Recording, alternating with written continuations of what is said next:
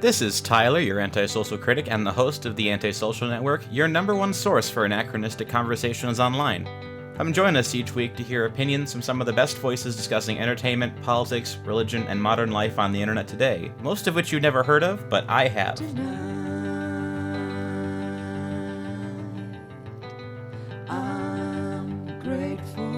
This week on Antisocial Politics, we're joined by Kirk Wilcox, a self-described student of Objectivism and a YouTube commentator / Twitter person who's seems to take very perverse joy in kind of being a contrarian to everyone's bullcrap. How's it going? Pretty good. I consider myself a comedian and satirist first, but yeah, I'm a student of Objectivism, and that's how I approach the world, approach commentary, politics, and all that good stuff. So. Hell yeah. Sure. And I mean, we talked a little bit before I had you on about what you consider yourself. And I can be kind of, what is it you specifically about Objectivism that attracted to you? You describe yourself as a student of it more than necessarily an objectivist itself. And you've said you said you very much do not consider yourself a libertarian. Can you kind of elaborate a little bit, or? Well, I use the word, I use student of Objectivism because I'm not an expert in this. There's still, I'm well read on the subject, but there's still a lot of stuff that I have to learn and understand. It's very heavy stuff. A lot of times I read some of the stuff, especially like stuff in the dim hypothesis, and some of it goes over my head. Some of it doesn't stick right away, and you have to reread some stuff. I'm sure you know how that goes.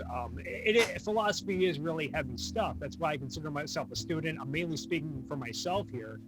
And because I don't want people to think, oh, I'm speaking on behalf of this movement or on behalf of the philosophy, because there are some times where I do make errors when applying the philosophy. But a reason why I reject the libertarian label is because I think the libertarian movement is mainly focused on politics. It's mainly a political movement. They don't really talk much. They don't talk anything about metaphysics or epistemology. In the realm of ethics, they kind of use the non-aggression principle, which is really not based on anything rational from what I can tell. Like using force and aggression is bad, but in certain contexts, particularly national defense, it can be appropriate to use aggression. To maybe prevent, well, we can get into that if you want to. I think I'm going off on an unnecessary tangent there. But I think another problem with the libertarian movement is there are a lot of crazies within the movement. And now there are some good libertarians, like a good friend, Stephen Michael Davis, who I'm good friends with. You seem to know pretty well. I think it's mostly like economics nerds within the libertarian movement that are kind of good, but then you have the anarchists, the so-called anarcho-capitalists, who seem to be more motivated by hatred of the government than for holding up freedom as a value and whatnot. And they clearly think that getting rid of the government entirely isn't ideal. I think people like to think people often package deal objectivists and libertarians together because they see the objectivists, they want to reduce government by anywhere between 85 to 95%. The libertarians, they want to get rid of it altogether. So they say, oh, well, they only really disagree over 5% of the stuff. But it's like, no, when you actually factor in the reasons why they advocate for their positions, even if they might have overlap on certain concrete issues, I think it's a huge difference. So how did you kind of come into that then? Did you grow up in LA, and how did you find objectivism growing up in that kind of in where you are? I actually grew up in Michigan. I moved to LA back in 2013, and I moved out here with my cousin who had been an objectivist for years. And one night we were just shooting the shit, having beers, and we were talking about foreign policy in the Middle East. And I had this understanding that the reason why a lot of the countries in the Middle East hate the United States, and the reason why they attack us, is because European countries and the United States have been, involved in the Middle East since World War I, and they just kind of want us out. They want us to stop meddling in there and, dividing up the countries. And I always thought that like oil was a huge factor in our support for Israel and all that crap. And he's like, oh no, it's because of a long movement of Islamic totalitarianism that started after the Ottoman Empire. I feel like I'm going off into another tangent. Anyway, tangents are great. This podcast is nothing but those. So. Well, no, he's like, no, like there are a lot of these Islamic totalitarian countries and terrorist groups like Al Qaeda and ISIS. I think we were talking about ISIS at the time, and you consider other groups like Hamas, Hezbollah, Boko Haram, Al Shabaab. They're all motivated by a desire to spread Sharia law across the world. So, like, it doesn't really matter if you're the United States, France, Britain, or Australia, or even Spain. I think they've even had terrorist attacks there. That's what all of them are motivated by. And I woke up the next day. He had sent me these lectures from an objectivist, Yaron Brook, and they were about the history of Islamic totalitarianism. And I really just found these talks interesting. And I started looking up other stuff that Yaron Brook had talked about on YouTube. And a lot of what he talks about wasn't really much to do with foreign policy, but it was to do with capitalism and ethics and all that stuff. And I just found it really fascinating. And then I just slowly from there got more and more interested in objectivism. That's really how I got into it. And I had already been an atheist, so like getting over the religious baggage wasn't that big of a problem for me. So I think I kind of found it appealing on that level. And just I'd always been interested in politics and history, but I didn't really have a grounded, consistent way to approach those issues.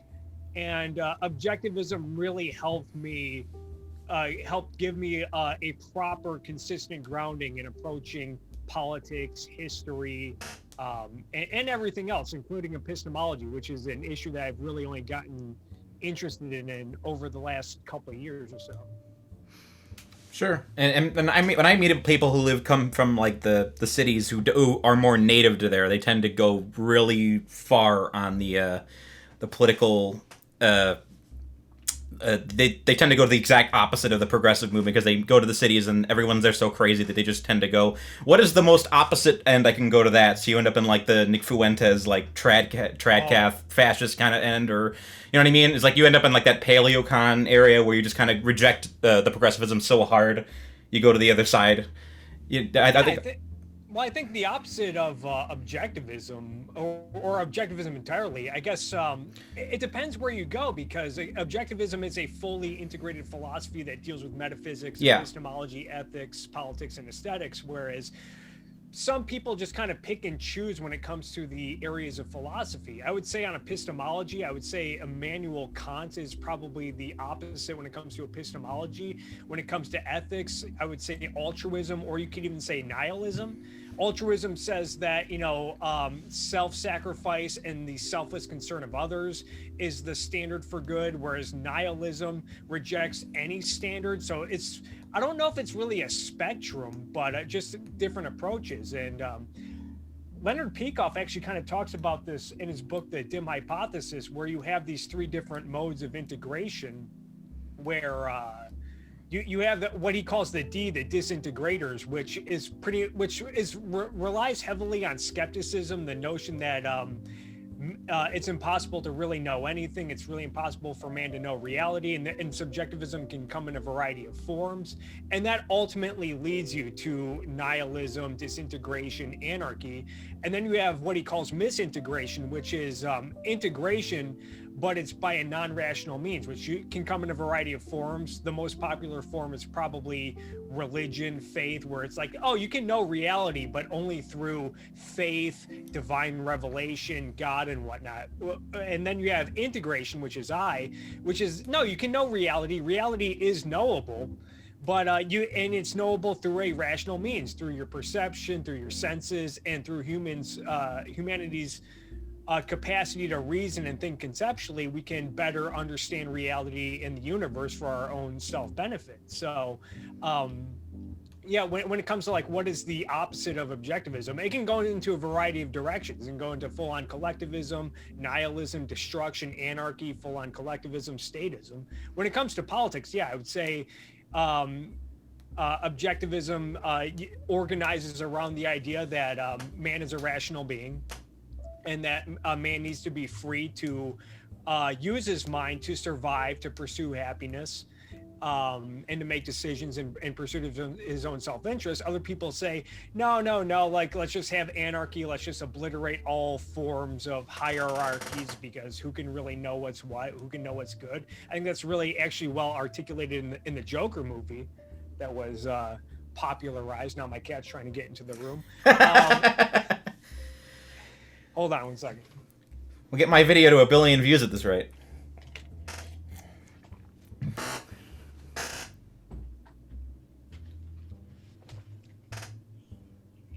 All right, I am back.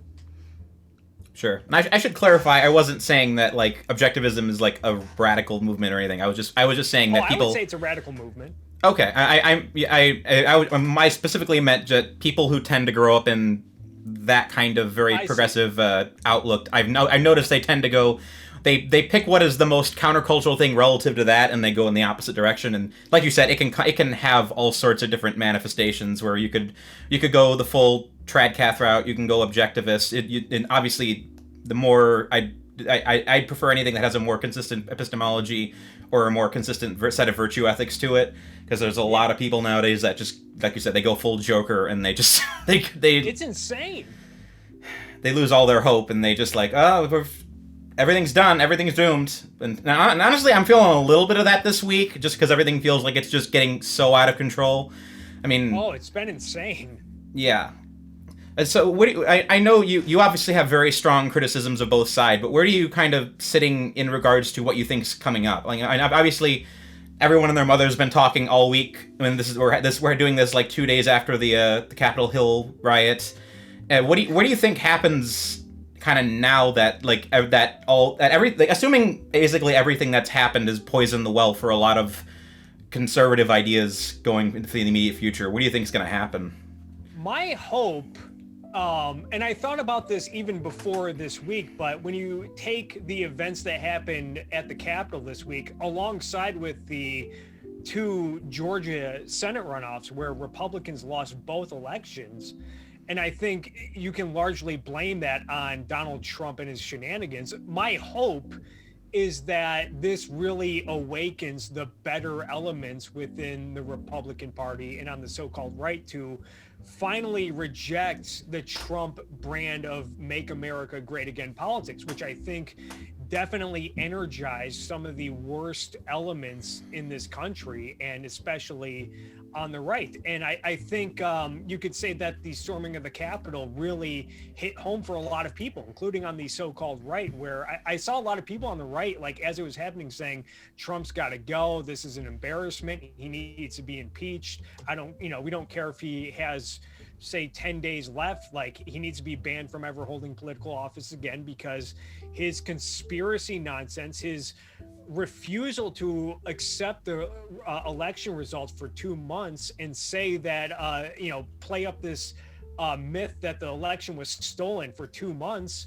And then on the day that happened, he was holding this rally saying, oh, we're going to go over to the Capitol and we're going to cheer on our proud patriots in Congress, and we're going to boo the people who may not agree with us, and I'm going to walk over there with you. And, you have Rudy Giuliani saying we're going to have a trial by combat, and then madness happens. And it's like, I think at that point, for a lot of people who even reluctantly supported Trump, even if they didn't like him because they thought he was better than the left and the Democrats and all their nonsense, I think it really hit home. Like, yeah, my hope is that it really does hit home that this brand of politics, that the Trump era of whim worship, appeal to authority, collectivism, blind loyalty to the group, and nationalism, I'm hoping that makes that brand so toxic that Republicans can finally move on from it. Because I think before this week, I'm not sure that was the case. I think even some of the better Republicans like Nikki Haley,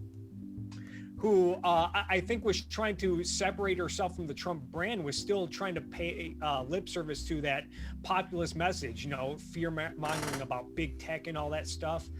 I honestly don't know where it goes, and it's going to be interesting. And I thought before this week that Josh Hawley was going to be one of the big contenders to pick up the torch, so to speak, of the Make America Great Again movement, because that guy is a total fascist nationalist who, you could probably place some of this blame on him. He played up the notion of the stolen election. I think he was the first senator to really announce that he was going to object to the election results on January 6th. And, there's a picture of him, cheering on the crowd before they got violent as he's walking into the Capitol. And I read stories that when all the senators were hiding in the room, that he was alone by himself in a corner and no one was talking to him. And I don't know if you saw, he lost his book deal with Simon & Schuster, and he's getting incredibly marginalized. And I'm thinking, if there's any silver lining to this, it's that this loser senator from Missouri is getting marginalized, and maybe at the very least, his political career stalls out in the Senate and he'll never have presidential ambitions. And maybe from here, the Republicans can maybe try to clean up and rebound, but maybe their legacy is tarnished forever. Maybe they're doomed forever. And I think the Democrats and the left are going to be more emboldened than ever after this, for better or worse. And it might be possible that the Republicans never rebound, and that we're just going to have years and years of dominance from the Democratic Party and the so-called left. Honestly, that's the thing I'm most concerned out of coming out of this, because obviously riot was bad. We don't want that to repeat again. But when up until the Georgia runoffs, I was rooting for some sort of just kind of stalemate position to happen in Congress, where nothing gets done for 4 years. I'd like that. I just wanted one of the seats to go red, and okay, Biden's not going to have the ability to do all the crazy things he wants. He can't pack the courts. And now, between the runoffs essentially giving him the Senate and the riots essentially destroying the Republican cultural perception, possibly in its totality, I don't even know what the path forward is for any sort of rational politics, because I'm just sitting here like, the left is going to ride this for so long. We're in for a really bad shellacking for years, and what Charlottesville was for the left, for moving the progressive needle to the point where they could get AOC and the squad in Congress. This is going to be the energy they needed to push through a lot of really crazy stuff. And who knows if I don't even know if Joe Manchin's going to stick to his institutionalist position at this point and say like, oh, we're not going to let the court pack, because if the left really does go whole hog on de-Trumpification, they could reasonably push for cram a court packing deal through the Senate, and that would be and that would just turn up the heat insanely right now. I'm trying to figure out right now how we move forward with that reality. I was actually listening to Stephen L. Miller's podcast this morning. Do you know who Stephen L. Miller is? He goes by Red Steez on Twitter. Yeah, I briefly wrote for Rebler Media, and he was there for briefly right before they got shut down. So. Oh, okay. Yeah.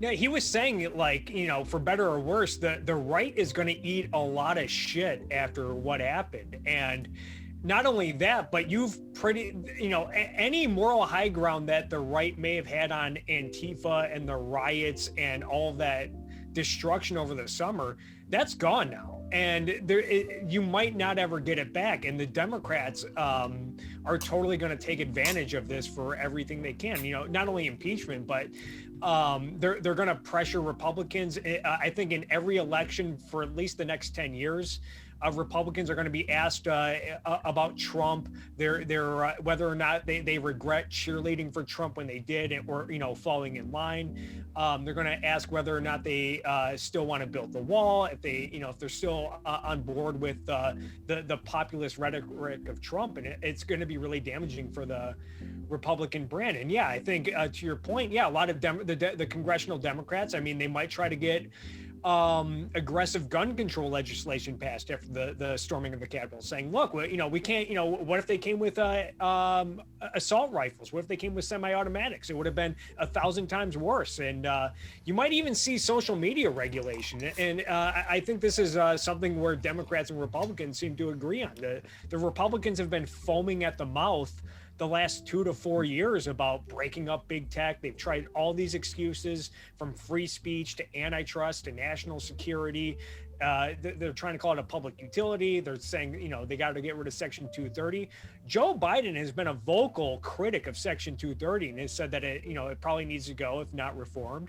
And And I think, Democrats, they're kind of, applauding Twitter and in these, so-called big tech companies for taking action against Donald Trump and Parler and all this stuff. And it's like, what's going to stop them for in the next 2 years saying, you know what, we actually need regulation to make sure that, these online conspiracy theories and all this garbage isn't getting spread on the internet. And I think it's more likely that these CEOs like Jack Dorsey and Mark Zuckerberg, who are more than happy to get drug along in front of the Senate, they keep coming back every time they get subpoenaed and summoned. Which part of me wishes one of these, at least one of these guys would tell these guys, look, you're wasting my time. You guys don't know what you're talking about. I have every right to run my companies I see fit. Fuck off and leave me alone. But they're more than happy to come answer all their questions. And it's probably likely now that there's a, Democrat rule in all three or two of the branches of government, the House, the Senate, and the executive, not the Supreme Court. Almost made that same mistake AOC made when she called the Senate, House, and executive the three branches of government. Whoops. They're probably going to be more likely to get in bed with these politicians who they're more politically favorable toward. Whereas I think the Republicans are more adamant about clearly destroying them. Yeah, and my biggest fear at the moment is that we're going to hit a point of, like, we're going to hit a point where the rioting is just going to keep getting worse. I mean, it feels like we're hitting what's it called, an exponential growth curve where everything is just keeps intensifying in terms of politically, especially if the left really does go a whole hog on gun control, whole hog on all of their policies. Like I've said for years, there are a handful of positions that the left absolutely cannot touch, otherwise they will legitimately cause like mass secession movements. Like if they actually did try and go like national gun registry, Texas would like secede on the spot. You can't. Like, my biggest fear right now is the 30-40% of America that are completely on board with the Trump nationalism. What do you do with them? I mean, like, Vosh was on Twitter the other day saying like we can't live in the same country with these people. They need to be like taken care of or something like that. I'm like, that's dangerous. Yeah, I mean the left is either going to go full like we need to liquidate them, we need to suppress them, and like you can't just keep pushing down on the same 40% of society indefinitely and telling them to pound sand as much as they want and not expect more crap to happen. Like we're going to enter a feedback loop where it just right does something bad, left benefits from it, left cracks down, right does something bad, and it just keeps getting worse. It's like and they only benefit from it. So I'm just like the incentive curve is completely is awful right now. Yeah, that's something that's really been frustrating for me to watch. Is I think this week is a really good moment for Americans to really come together, our political leaders, our intellectuals, the people in the media, to maybe stop and say, look, can we just come all together and agree that using violence and intimidation to achieve political goals is bad? We still have democratic institutions in this country. We still have free speech. We should come together and really try to have some difficult conversations if necessary to try to find out some good solutions to what's going on, whether it's police brutality, whether it's insurrection at the Capitol, whether it's election fraud. We do have democratic institutions. We do have courts of law that are there to settle these disputes. And it seems like people on both sides are, instead of having these conversations and talking about possible solutions, where we can resolve these differences, people are just happy to point fingers and play the whataboutism card. I'm seeing people do it on both sides. Like people on the right are saying, oh, well, you didn't say anything about Antifa and BLM over the summer. And then people on the left are saying, oh, look at how the Capitol Police treated the MAGAs who stormed the Capitol. If that were it's just like, can we just come together, maybe agree that we're done with this nonsense and that we need more rational leaders? We should probably talk about, what is the proper role of government? What's the best way to deal with these issues? And I don't know. It's just frustrating to watch everyone try to score cheap political points and point fingers rather than try to come together and say, look, do we want a free country? Do we want even a relatively free country where we still have political or democratic institutions, where we still have free speech and we can, try to reason our way to solutions? Or do we just want to keep, having these fights and people going crazier and crazier and resorting to anarchy and violence and blood in the streets because they don't believe in the democratic institutions work anymore? If there's anything that Antifa and the MAGA goons have in common, the goons that stormed the Capitol, is they both have clearly given up on democratic institutions and reason as a means of resolving political issues. And that's what you get. You get, they say, well, to hell with this democracy. Our institutions don't work anymore. Let's just burn it all down. Yeah, and it feels like it's self-perpetuating at this point. Like that's my. I'm a firm believer that you shouldn't predict the future because the last 5 years have proved anything. It's that you can't predict the future. But if I had to try to predict what's going to happen, I would say it's going to just get worse until we hit a point, because you can't keep tension boiling like this forever, because you just hit a point where everyone just says, pack it up, go home, we're not going to talk to anymore. I mean, maybe we do end up at that place where the country just splits up because the people just cannot function in the same room anymore. And I don't want to do that, because I like America as a country, and obviously I think Lincoln's dictum that the house divided cannot stand.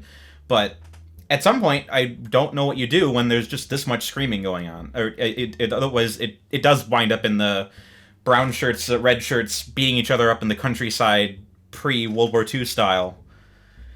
Yeah. And I think ultimately what would happen is I don't think that America would have a civil war where the country tears apart. I think what's more likely to happen is that, the heat will keep getting turned up. There'll still be, battles in the streets and chaos. And eventually a strong man will be able to unite all the authoritarians under one or maybe 2 or 3 causes and just fully take over. And, they're going to be the spokesman of the people, the populist movement, and they're going to use that authority. And it's really hard to tell how that will manifest itself. It could come, I thought it might come around in someone like a Josh Hawley, who is clearly taking the economic populism that exists within the Trump movement, and he's trying to appeal that to the Bernie Sanders supporters. With his condemnation of big tech and talking about how the Republican Party is now a working class party and the Democrats, they're the parties of the big corporations and the elite. That's the language of AOC and Bernie Sanders. And that's the language Josh Hawley, a Republican, is now speaking. But he's also trying to combine that with the religious elements that have existed on the right for decades now. He's a really religious guy. I don't know if you remember this, but when Amy Coney Barrett was being screened for the Supreme Court, he proudly announces to the world on Twitter that he will not approve of a Supreme Court justice unless they admit that Roe v. Wade was wrongfully decided. So I thought that was what scared me, was that the Josh Hawley and Tucker Carlsons of the world, they want to take the economics of the loony left and they want to take the social conservatism and the religiousness of the right, and they want to mix them together. And I was afraid that that's how a strong man would manifest itself. It'd be fascinating if there could be not good, but it'd be fascinating if there actually could be like some sort of like NeoVictorian Ultrahitler that manages to resolve the difference between the far left and the far right to create the perfect authoritarian and just unites everyone. But I don't think that could. I don't see how you do that when you get the white nationalists on one side and the racial nationalists on the other side. You can't, like, those. That's really the thing that breaks that side up. It's just the implicit identitarianism of both of those extremes. I don't think you can resolve that easily. Well, it's crazy because they might be able to unite more than you think. I remember, I think back in 2017, the Nation of Islam leader Louis Farrakhan said that blacks and whites cannot coexist in the same country. And the white nationalist Richard Spencer responded by saying, "We on the alt-right are ready to have that conversation." Gosh. Yeah, and I recently, last year, after the George Floyd situation and the ensuing riots, I picked up the book Color of Law, which is a really interesting book. I highly recommend everyone check it out. But it talks about the history of institutionalized segregation in this country. When you read what the politicians were saying in the first half of the 20th century, when they were trying to justify segregation and segregating neighborhoods and basing housing policy and city planning at the local, state, and federal level, they were justifying this by saying, look, this is good for the black Americans too, because it's better for them to be in their own community. And maybe I would hate to see this happen, but maybe these so-called woke people who are obsessed with race, who are very anti-gentrification, I don't know if anyone knows that, maybe they'll get together and say, yeah, we can't coexist in the same neighborhoods. Let's try to find a policy that will segregate. I don't think that would ever happen though, because I think a positive phenomenon, you could say, I don't think this is intentional, but I do think the younger generation have definitely been more,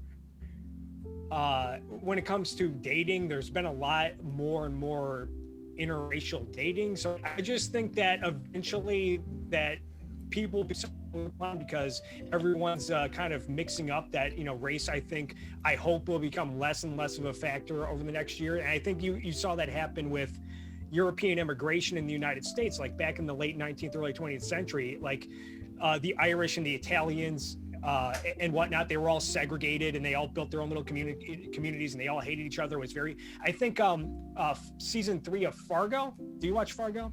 I've been meaning to. I've heard good things. The last season, the one with Chris Rock, that it takes place in the 50s, and there's like a lot of hostility there's like racism between the Italians and the Irish. Like they hate each other. I think like an Italian goes into an Irish hospital or vice versa, and they say, we don't serve your kind here. But in 2020, you don't see that anymore, because the Italians and the Irish, including me, my grandma is a product of Irish and Italian mingling, so to speak. Yeah, like the European ancestors, they all kind of bred together, and now all the Europeans are just considered white now. It's just kind of taken for granted, and I think that's a good thing. So that could happen, where the white nationalists and the woke racists kind of get together and say, yeah, let's hash this out. I think environmentalism is another issue. If you notice the loony rights, the tradcons, the alt-right, they're all on board with environmental policy. I think the Nazis were really obsessed with environmental policy. They considered themselves environmentalists. So that might be another issue where you see like a religious, a lot of people also don't know this. Do you know who John Cook is, the Australian blogger? Sounds familiar. I'm not familiar. I don't know him though. John Cook I don't know much about him. I do know he's the guy who led the research team that found the popular 97% statistic. About like 97% of scientists agree that global emissions are warming the climate. That study was led by a researcher named John Cook from Australia, who's a hardcore environmentalist, and he's also an evangelical Christian. And you look at what the Pope says these days. The Pope is all on board with he says he's concerned about climate change, and he thinks that countries should take actions to really regulate the energy industry to save us from climate change. So that might be another way it manifests itself. You have some religious nut who embraces the hysteria about climate change and gets together with the UN and Greta Thunberg, and they find ways to outlaw fossil fuel energy and regulate the hell out of everyday life in the name of saving the planet. Potentially. I would have to be a really weird form of it though, because in my experience, a lot of the more religious people get, the more rigid they tend to get on issues, and I really don't think they would coexist all that well with the 1,000 genders, every giant, everyone does whatever they want kind of group on the far left. Like I can just imagine, like as theoretically fascinating as all these coalitions are, I can just like I can see all the areas where the intersectional coalition would just not coexist with the far right fascists at all. But it's interesting to think about. If nothing else. Yeah. But yeah, my thing is like, who knows if America does devolve into some form of authoritarianism. I think what we need to talk about is ways to prevent that. I think the only way to prevent that is to fight it in the realm of ideas, fight it in the culture, and promote good ideas, pro-reason, pro-individualism, pro-capitalism, pro-freedom, and really try to move the culture in a more positive direction to the point where people won't ever accept authoritarianism, or if they do, they won't accept it outright, right? I don't really know how else to say that. Like going back to the issue of climate change, like maybe they'll accept like a 5% tax on fossil fuels, which still isn't good, but it's much preferable to just outlawing fossil fuels outright. Yeah, that makes sense. Or subsidizing the solar industry, like it's not ideal, but it's definitely preferable to saying, we need to put solar panels on everyone's roofs, and if the sun doesn't shine, tough shit, you're just gonna have to go a week without charging your iPhone.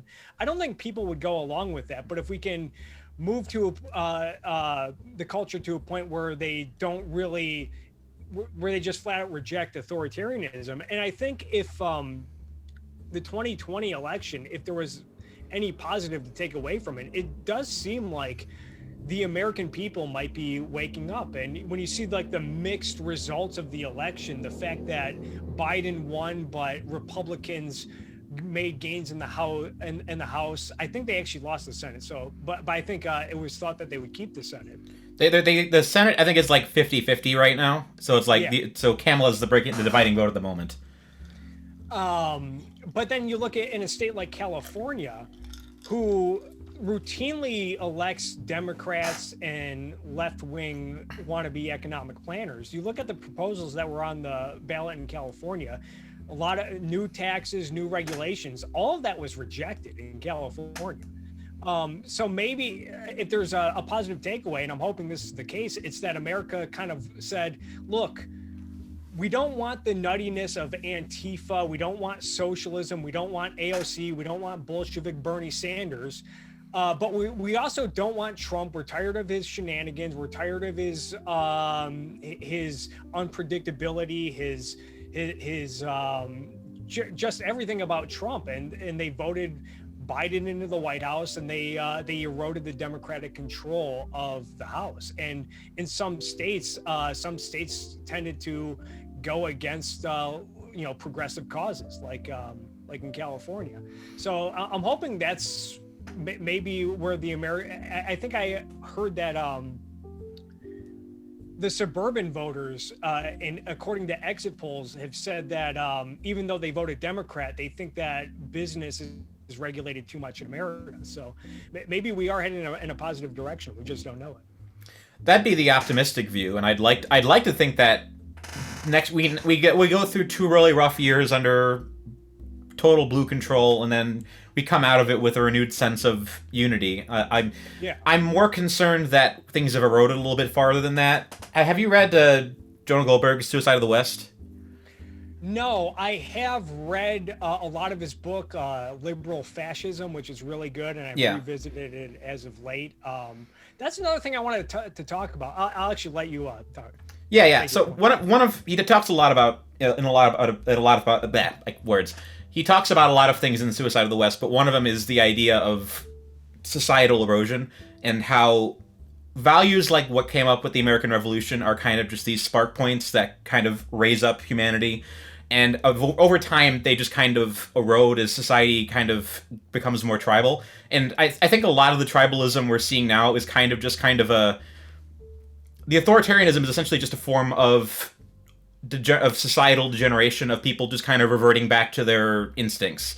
So I think what society needs right now is more than anything a renewed willingness to embrace a kind of societal or a new kind of American notion of what it means to have a country where freedom is important, but it's hard to kind of generate that. Huh? We need a rebirth of the Enlightenment and Enlightenment ideals. Yeah, and it's obviously that's not an easy thing to do, because it means having to kind of build it within the mechanisms we have available to us, and we are working, and at the moment we're very much working uphill, especially with the left having as much control over academia and the media as they do. Yeah. But I think what really needs to happen is some kind of movement that reminds people why there's a shared sense of national unity and a shared sense of collective. Well, I know you don't like the idea. I don't know what do you think about the idea of collective identity, just as a collective sense, but I think we really do need to kind of find a way to to push that narrative into the mainstream in some way, even though it's probably not going to happen for a while. But I mean, at some point, the tribalism just kind of has to run its course and take us to the low point where we realize we have to look up and try to build something out of all this, because we're just burning down everything right now. Yeah, I think that's a big problem in our cultures. I think the left is motivated by the anti-Enlightenment ideals that came out of the German philosophy during the 19th century of Immanuel Kant, of Hegel, of Marx, and their followers. Whereas the right seems to be embracing the pre-Enlightenment ideas. And you see this with PragerU, and, they're saying, oh, the Dark Ages weren't so bad. And they're trying to package America as this country built on Judeo-Christian values. You hear that a lot from the right. And they try to say, oh, yeah, the Enlightenment was good, but this is more of a long tradition dating all the way back to Jerusalem and whatnot. And it's like, no, we need to take the ideas in the Enlightenment. We need to build on those of John Locke, of Thomas Paine, of Adam Smith, and we need to return to we need to start promoting the ideas of reason, science, and individualism, and I think that's the only way we can try to return to some semblance of a free country and improve on it. Otherwise, I think the nihilists of the left and the religionists of the right, they're just going to keep feeding off of each other, and eventually people will probably, which is why I think the civil war within the conservative movement and the Republican Party is way more interesting and important going forward, is because I think the left is destined, unless they correct themselves, they're destined to kind of embrace the AOCs and the Bernies of the world, whereas on the right there is or there used to be before Trump came around, there was a championing of the founding fathers, of the Declaration of Independence, and a return to freedom, some respect for capitalism. But you see that's being crowded out in favor of religion, nationalism. I think 1 or 2 days after Trump lost the election, Cassandra Fairbanks, the journalist, said something like, after this happened, I think we need someone much meaner than Trump in 2024. And Lauren Chen, another one who describes herself as a Christian nationalist, said, oh yeah, you're my spirit animal on this. And it's just like, oh, so you guys are just going to double down on this? All right. And that's what the conservatives have been doing the last decade or so, is they recognize that this is ultimately a cultural battle. And I think the ones that know what they're doing, a lot of people try to fight this culture war with cringe stuff. Like they think that like burning your Nikes because Nike started an ad campaign with Colin Kaepernick, they think that's fighting the culture war. That's just cringe bullshit, and it doesn't really accomplish anything. But the conservatives that know what they're doing, when you look at guys like Ben Shapiro and Michael Knowles and Dennis Prager, they're trying to usher people back into church, because they recognize that if they can create a generation of millennials and Zoomers that are happy to go to church and read the Bible and start nuclear families, that in 1 to 3 decades, they won't really need to do much work, because people will be happy to vote for more religious nonsense. They'll be happy to vote for Republicans because they're all Christians and whatnot. Well, that leads me to one of my other questions for you. How do you see the path forward for your ideas specifically, and how do you want to kind of create a virtuous society through Enlightenment values as you see them? Like, what is it? What do you think the path forward is to convincing people?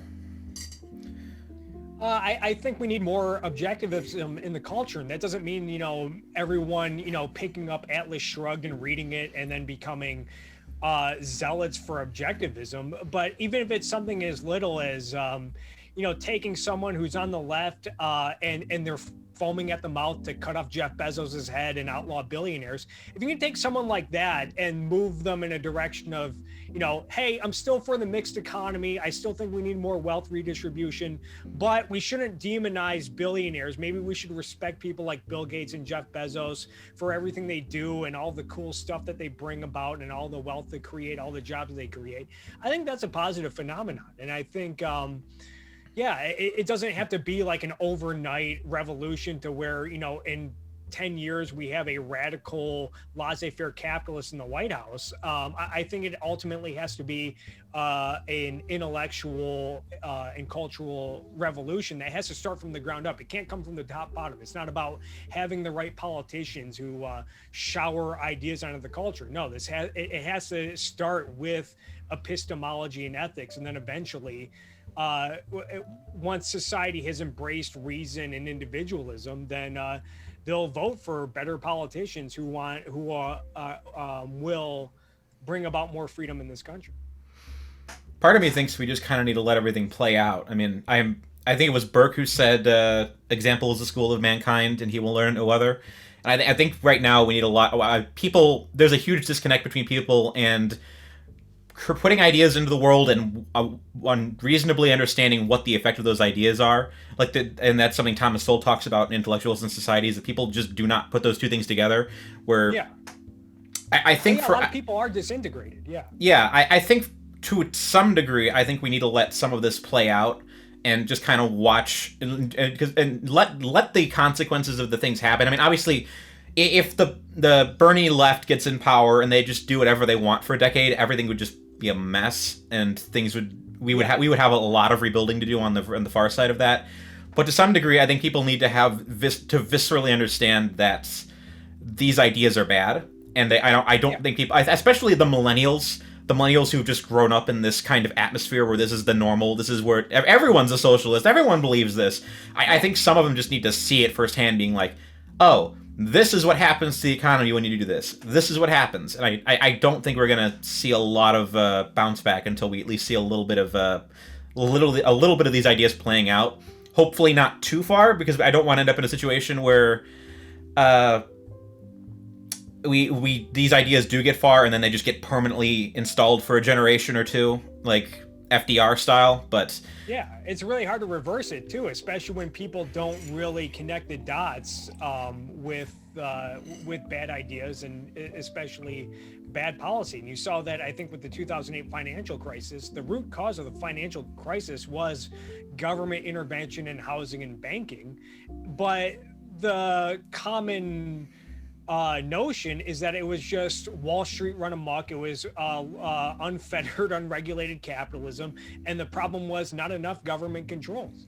And people associate that because a Republican, George Bush, happened to be in the White House when it all happened, and he cut taxes. But people don't really talk about how he tried to use the regulatory controls at his disposal to get more people into buying houses, buying mortgages, which eventually inflated the bubble and created a lot of problems and distortions. And I actually worried that this is what's going to happen with a lot of the COVID stuff, the COVID relief bills. And it's like, if we're going to have these massive COVID relief bills, I kind of wish that the politicians would add the caveat, like, look, everyone's going to get $2,000 or $5,000 or whatever, but starting in 2022, starting in 2023, we're going to have to impose a temporary 1.5% income tax until this stuff is paid off. And that's not going to happen.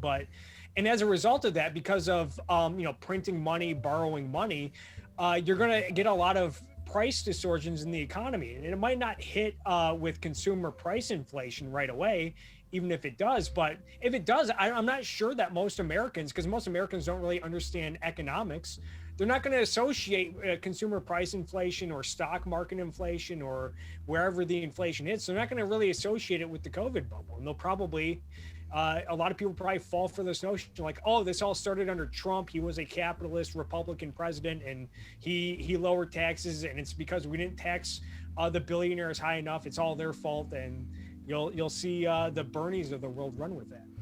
Do you think the U.S. defaults on the loan we're paying for all this money, or do you think eventually we start paying it off? I mean, I kind of hope we'd pay it off, because if you default, no one's ever going to lend you money again, and then where do you go? It's How do we, and then of course no one wants to talk about the fact that Medicare and Social Security are both on pace, according to the Social Security Administration itself. This isn't like some libertarian Koch brother think tank. It's set to become insolvent within the next 10 to 15 years, and how are we going to settle that problem? Well, I mean, I don't think anyone my age thinks we're actually going to get Social Security at this point, yeah. but what does it mean if the country defaults to its own bank? That's going to be weird. But well, yeah, everyone who's loaning us money. I mean, we have most of it's the Fed, though. Yeah. I mean, I'm sure China would freak out because we owe them like $2 trillion or something like that. But most of it's like $20 trillion of it's just to the Fed. So yeah. That's going to be imagine losing our own bank. Well, if that happens, maybe that will be the death of this new school of economics, PMMT. That's Paul Krugman's idea, right? We're gonna no, that's not. Paul Krugman doesn't like the MMT people. It's Stephanie Kelton. She's an economist from Stony Brook University. Oh, I'm thinking of modern monetary theory. No, that is modern monetary. Oh, it is. Paul Krugman, I think, is more of a Keynesian. Okay, I thought I just know Krugman's wrong about everything, so I was like, oh, he's probably wrong about everything at the same time. But okay, I would have assumed that he was into that, but. Yeah, I think Paul Krugman, he wrote some New York Times op-ed a few months ago saying that all the problems with COVID are a result of like too much Ayn Rand in politics and whatnot. Well, and a lot of the intellectuals at ARI like corrected him to the point where the New York Times said, you're going to have to change the headline of this title because you're clearly wrong. And he did. Did you ever listen to Contra? That guy is. Did you ever listen to Contra Krugman, the podcast? I have a couple times. It's been a long time though. I can't believe a person has just that many bad hot takes, just consistently so. Yeah, I'm kind of I kind of approach Tom Woods hesitantly because I think he does do some good work on analyzing economics, but at the same time he's an anarcho-capitalist, and it's just like, oh, he is kind of like Michael Malice too. Like Michael Malice is really good at analyzing culture and politics, but then he talks about how we need to, he's an anarcho-capitalist, and I that's just a bridge way too far for me. Yeah, I like Malice too, but he definitely has that like he is a gleeful nihilist. He just does not care about anything. And but you know what? I can respect a guy who's just that into an idea, even if I don't agree with it. But he is taxing. Yeah. Anyway, I think we both have to appear on Steven's podcast whenever that ends up happening. So maybe we should probably wrap up. Do you have anything you want to wrap up on, or do you just want to plug your stuff real quick? I actually did want. There was a point I wanted to make because we talked about fascism and a potential takeover. I think usually when fascism gets brought up, people automatically think Hitler, Nazis, World War II concentration camps, which is not an improper application. But there are more other forms of fascism that are still really bad. But so I guess the point I'm making is like if we ever get a fascist dictator, it might come in the form of Mussolini, who is still really bad, but. I think maybe if that happens, people might say, well, this isn't really fascism because we don't have concentration camps. Like I see, I think I saw that this week when Ted Cruz and Josh Hawley were being accused of fascists, like, oh, we're not like the Nazis. It's just like, yeah, but Josh Hawley, you're kind of like Mussolini. And that's why, I don't know if you know this, I created this parody account for Josh Hawley called Missouri Leaning. I haven't seen that. Yeah. I'll have to look it up. Back in late September, but yeah. So. All right, I'll look that up. Do you want to plug all your stuff real quick, or? Yes. Look me. My main focus of content is YouTube, so look me up on YouTube at Kirk Wilcox. Also, look me up on Twitter at Kirk Wilcox. I also do Twitch from time to time. That is Kirkomania, and yeah, my name's Kirk Wilcox, and thanks for listening. Sure. I don't think they picked up on what your name was. You might want to say it again, but Kirk Wilcox. Oh yeah. You're being sarcastic. Yes. Took me a second. Now I feel like an idiot. It's okay. All right. Thank you so much for coming on. Have a good day, then. Well, thanks for having me. The AntiSocial Network is a Groupthink Productions podcast. Editing, producing, and hosting are by Tyler Hummel, artwork by Crystal Cowley, and original music was composed by Melissa Lafira and the late Dan Smolla. Like, subscribe, and please let us know what you think about the show in the comments below if you'd like to see anyone interesting be a guest on the show. Thank you for listening.